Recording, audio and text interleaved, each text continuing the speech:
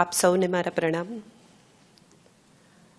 Dubai પહેલી વાર નથી આવી, પણ કાર્યક્રમ આવો જાહેર પહેલી વાર થયો, જેને માટે હું હુસેનભાઈનો બહુ હૃદયપૂર્વક આભાર માનું છું.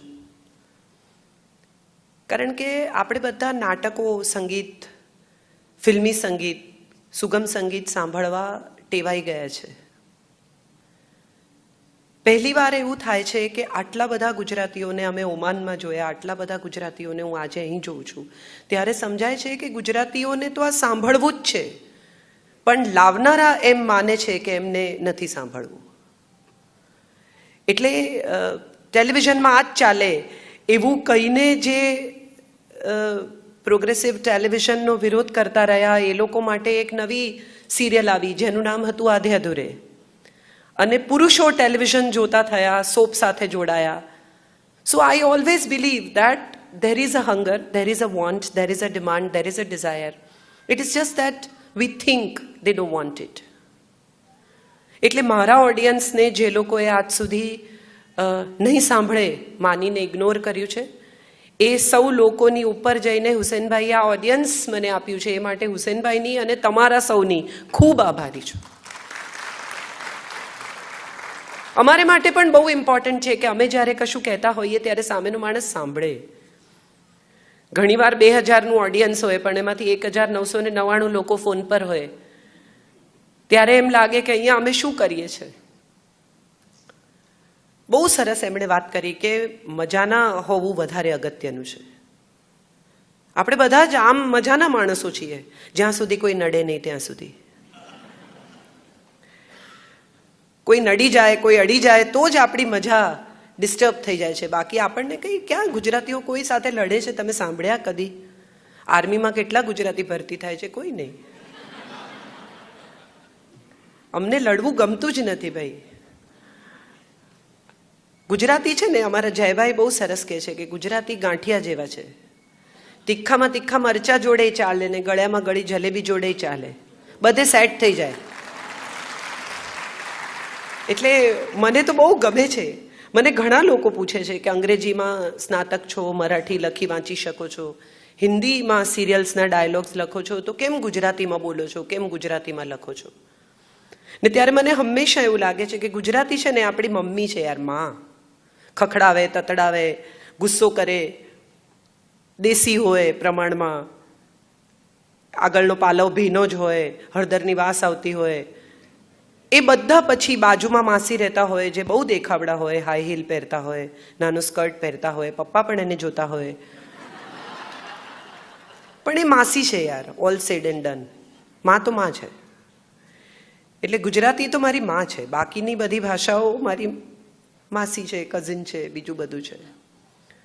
સો જે લોકો મારી માને ચાહે છે, મારી માં સાથે જોડાયેલા છે, એવા બધા ગુજરાતીઓને હું વંદન કરું છું. તમે સૌ એવા લોકો છો, આપણા બધાનું લોહી એક રંગનું છે, અને એ રંગ છે ને મીઠો છે. તમે જુઓ, ગુજરાતીઓને મચ્છર બહુ કરડે, કારણ કે એમનું લોહી બહુ મીઠું હોય, જીભ બહુ મીઠી હોય. કેમ? તો કે દાળમાં પણ ગોળ નાખે, કશાયમાં ગોળ વગરનું ખાવાનું, સંભારમાં ગોળ નાખે યાર. એટલે ગુજરાતીઓ તો બધા મજાના જ છે. ગુજરાતીઓ અગત્યના પણ છે ને મજાના પણ છે, અને માટે મને ગુજરાતીઓ બહુ ગમે છે. મને ગુજરાતીમાં બોલવાનું કે ક્યાંય પણ ગુજરાતી બોલાવે એટલે હું એકદમ તૈયાર થઈ જાઉં કે હા, હું આવીશ. મહત્વનું એ છે કે આપણે આપણી ભાષા સાથે ધીરે ધીરે જોડાવાનું છોડી દીધું. Our children started learning in English. We started speaking in English at home. We forgot કે ડિઝની આવ્યું ને એ પહેલાં આપણી પાસે બકોર પટેલ હતા. ડિઝની તો બહુ મોડું આવ્યું. બકોર પટેલની કથાઓ આપણે એ પહેલાં વાંચી. મિયા ફુસ્કી આપણી પાસે એ પહેલાં હતું, હિન્દુ મુસ્લિમ એકતાની કથાઓ. કેટલી મજા પડે. કેમ અંગ્રેજી આટલી પોપ્યુલર છે એ વિશે ક્યારેક વાત કરીએ તો સૌથી પહેલો સવાલ એ થાય છે કે કેમ આટલું ઝડપથી આવડી જાય અંગ્રેજી, કેમ આટલું જલ્દી લોકો શીખી જાય અંગ્રેજી? કારણ કે અંગ્રેજી રાઇમિંગ છે. 1 2 buckle my shoe, 3 4 shut the door. તરત છોકરું શીખી જાય. અને આપણે શું શીખવાડીએ? કલમનો ક. બિચારું છોકરું ગૂંચવાય. આપણે કોઈ દિવસ રાઇમિંગમાં, જોડકણામાં આપણી ભાષા કોઈને શીખવવાનો પ્રયત્ન જ ન કર્યો. આપણી પાસે સુંદર રાઇમિંગ છે, આપણી પાસે ચારણ કન્યા છે. ક્લાસમાં ટીચર ભણાવે ત્યારે કોઈ દિવસ ચારણ કન્યા વિશે પાઠ વાંચીને પ્રશ્નોના જવાબ લખાવે. ચારણ કન્યા કેવી દેખાય છે એટલે છોકરા બિચારા લખે લાલ ઈંગોળી છે ને આવી છે ને પેલી છે ને. વાર્તા તો કહેતા જ નથી. Story telling has gone. And actually Gujarati is all about story telling. તમે જુઓ, કોઈ પણ માણસ વાત કરતો હોય ને ગુજરાતી, તમે જો ઓબ્ઝર્વ કર્યું હશે તો બહુ ઇન્ટરેસ્ટિંગ. અમે ત્યાં પહોંચ્યા, પછી બેઠા હતા બધા. કોણ કોણ હતું? તો એ લોકો એકદમ અદ્ભુત રીતે સ્ટોરી ટેલિંગમાં કહે કે પછી મહેશભાઈ જબ્બો પહેરીને આવેલા, સુરેશભાઈને તો કંઈ કોઈ દાડો ખબર હોતી નથી. આ સ્ટોરી ટેલિંગ છે. આપણે આ સ્ટોરી ટેલિંગ ભૂલી ગયા. અને આ ભૂલી ગયેલા સ્ટોરી ટેલિંગમાંથી આપણી ભાષા ભૂલાઈ. ખરેખર ભાષા માત્ર કથાઓમાં જીવતી રહે છે. કોંકણી પાસે સ્ક્રિપ્ટ નથી. મરાઠીમાં લખાય છે પણ કોંકણી આજે પણ જીવે છે. આસામીસ પાસે સ્ક્રિપ્ટ નથી, બંગાળીમાં લખાય છે પણ આસામીસમાં ઉત્તમ કવિતાઓ લખાય છે. કેમ? કારણ કે એ લોકો બોલીમાં જીવે છે. હું માનું છું કે આપણે ગુજરાતી બોલતા રહેવું જોઈએ. લખીએ નહીં, વાંચીએ નહીં, છોકરાઓને બીજું કંઈ શીખવાડીએ નહીં, પણ ગુજરાતી ઘરમાં બોલાવવું જોઈએ. And I think if we continue with talking in Gujarati, we will have that language all over and every time, in every household. એટલે ગુજરાતી બોલતા રહેજો, ગુજરાતી સાંભળતા રહેજો. ગુજરાતી થાળી આપણને જેટલી વાલી છે ને, ઢોકળા હિતરો પર પણ મળે છે હવે, ખબર છે ને તમને? ખાખરા મળે છે, ભાખરી મળે છે. આ બધું આપણે મોકલ્યું છે. કચ્છી ભરતકામ દેશ વિદેશમાં પહોંચ્યું. ગુજરાતી ગરબા બધા આવીને નાચે, જેમ ફાવે એમ નાચે. ભૂલાઈ ગયા ગુજરાતી ગરબા. આપણું સંગીત પ્રિય છે, આપણી હસ્તકલા પ્રિય છે, આપણું ભોજન પ્રિય છે, તો આપણી ભાષા કેમ પ્રિય નથી? આ સવાલ આપણે આપણી જાતને પૂછવાનો છે. આવો મારી સાથે આપણે ગુજરાતી બોલીએ. ત્યાંથી શરૂ કરીશું. Come with me, let's talk in Gujarati. Let's talk about Gujarati. કેટલી મજાની વાત છે આમ જુઓ તો, કે આપણી ભાષા, જે ભાષામાં આપણે હાલરડા સાંભળ્યા, જે ભાષામાં સપના આવે. કોઈને અંગ્રેજીમાં સપના આવે છે? આપણને બધાને ગુજરાતીમાં સપના આવે છે. કોઈ પણ માણસને વાગે, તકલીફ થાય, પેન થાય, દુખે તો શું બૂમ પાડે? કોઈ કહે છે ઓ બાપ. એટલે સુખમાં ને દુઃખમાં યાદ શું આવે છે? તમારી પોતાની ભાષા. તમે રડો, ગુસ્સે થાઓ તો તમે કઈ ભાષામાં બોલો છો? અંગ્રેજી તો દલીલની ભાષા છે, આર્ગ્યુમેન્ટની, પાવરની ભાષા. તમે જુઓ, તમે ક્યાંક દલીલ કરવા લાગો ને એટલે તમે અંગ્રેજીમાં બોલવા માંડો. પાવરની ભાષા છે. That's the fun of it. Our language is as sweet as we are, and I think we should continue to be sweet with our language. એટલે અહીંયા આવેલા બધા મીઠા, વાલસોયા, પ્રેમાળ ગુજરાતીઓને હું અભિનંદન આપું છું કે તમે આજે વર્કિંગ ડેના દિવસે આટલો સમય તમારી ભાષા માટે કાઢ્યો છે, મારે માટે નથી કાઢ્યો.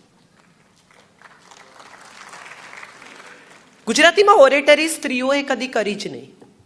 આજથી હજારો વર્ષ પહેલા યાજ્ઞવલ્ક્ય જનક એક શાસ્ત્રાર્થનું આયોજન કરે છે અને યાજ્ઞવલ્ક્ય આવે છે અને આવીને કહે છે કે લઈ લો બધી ગાય, મારાથી ઇન્ટેલિજન્ટ કોઈ નથી. આ શાસ્ત્રાર્થમાં હું જીતી જ ગયો છું ઓલરેડી, અનકોન્ટેસ્ટેડ ડિક્લેર્ડ. અને ત્યારે વચકનુ ઋષિની દીકરી છે ગાર્ગી, જે ઊભી થાય છે અને કહે છે કે એક મિનિટ, મારે તમને સવાલ પૂછવો છે. Woman education was that time in this country. હજારો વર્ષ પહેલા ગાર્ગી ઊભી થાય છે અને કહે છે એક મિનિટ, મારે તમને પ્રશ્નો પૂછવા છે. હું તમને જ્યાં સુધી ઉત્તમ ડિક્લેર ન કરું ત્યાં સુધી તમે ઉત્તમ નથી. આ આપણા દેશની સ્ત્રી છે.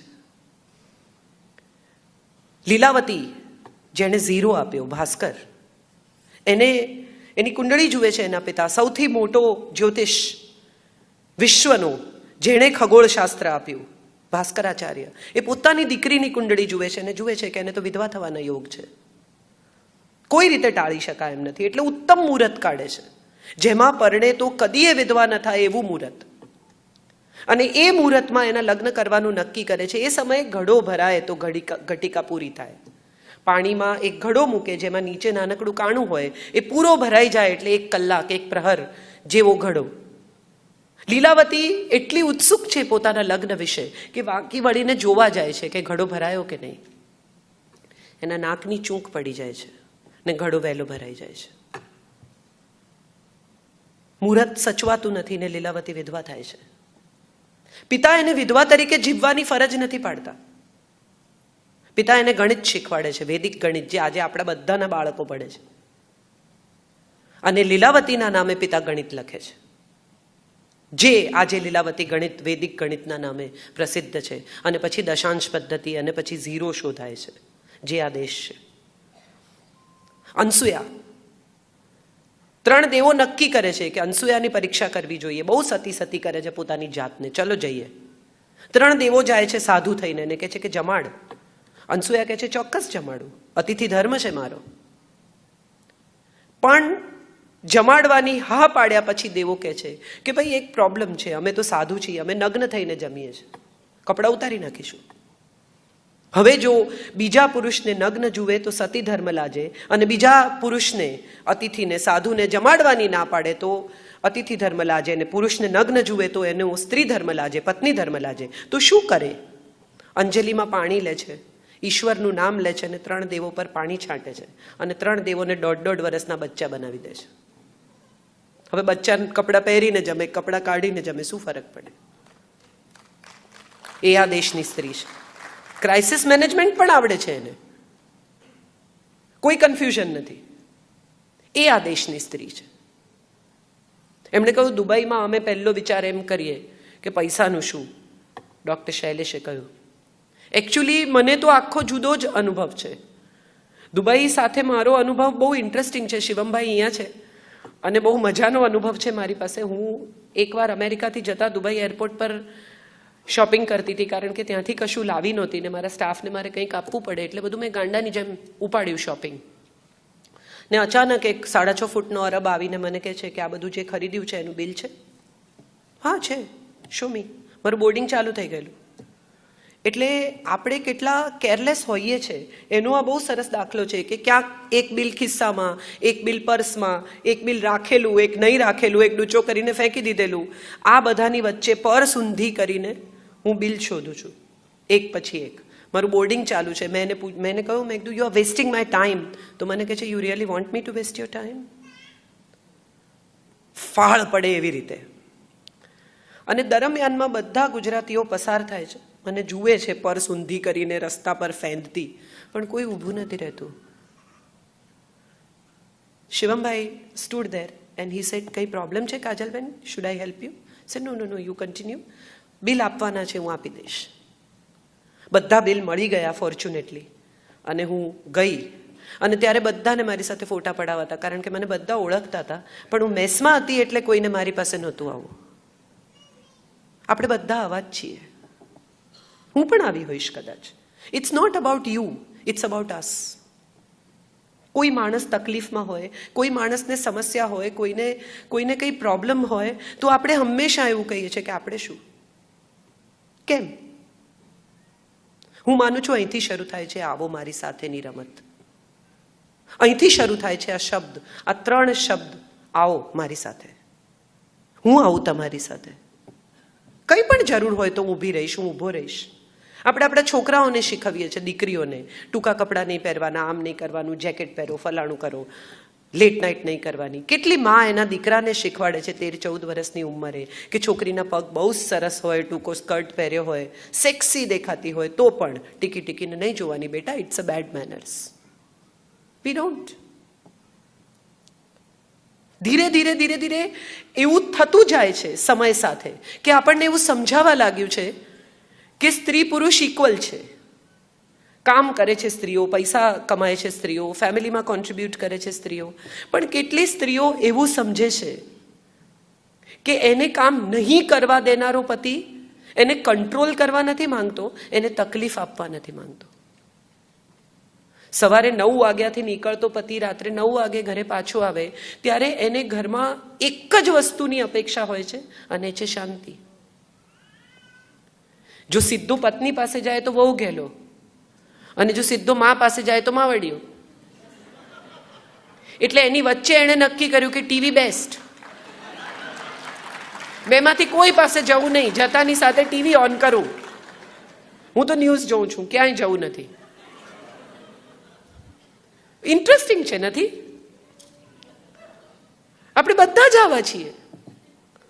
ક્યાંક ને ક્યાંક, કશેક ને કશેક આપણે એક એવી નાનકડી સ્વિચ દબાવી દઈએ છીએ કે જેમાં માણસનું મગજ ગરમ થઈ જાય છે. ઘરમાં દાખલ થાય, તમે જુઓ કેટલો અદ્ભુત સંવાદ હોય છે પતિ પત્નીનો. ઘરમાં દાખલ થાય અને પતિ ચપ્પલ કાઢે ને પત્ની છોકરાઓને કહે કે આજે રહેવા દેજો, મગજ ઠેકાણે નથી. કોઈ કશું બોલ્યું નથી, કોઈને કંઈ ખબર નથી. બીજી તરફ પતિ ઘરમાં દાખલ થાય, ચપ્પલ કાઢે ને જુએ ને છોકરાઓને પૂછે મમ્મીને કંઈ થયું છે? અને ફરિયાદ શું છે? તો કે અમારા ઘરમાં કોમ્યુનિકેશન નથી. આનાથી બેટર કોમ્યુનિકેશન શું હોય? સંવાદ વગરનું કોમ્યુનિકેશન છે.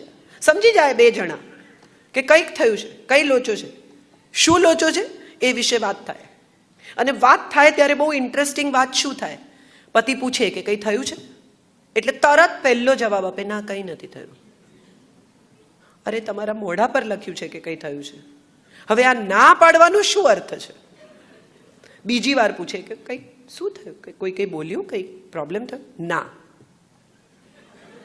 તમે ઈચ્છો છો કે જાણે, તમે ઈચ્છો છો કે તમારી સમસ્યામાં રસ લે, તો આ નાનો શું અર્થ છે? Why are you saying no? Yes, something has happened and I need to talk to you about it. જે આપણે નથી કરતા. આપણું કમ્યુનિકેશન ઊંધું છે. પત્ની પૂછે, પતિ ઘરે આવે, સ્ટ્રેસ્ડ હોય, સિગરેટ પીતા હોય તો 1-2 સિગરેટ પી જાય, ચીડાઈ જાય નાનકડી વાતમાં, તો પત્ની પૂછે કે કંઈ થયું છે? ના. તારે જાણવાની જરૂર નથી. પણ એને જાણવું જ છે.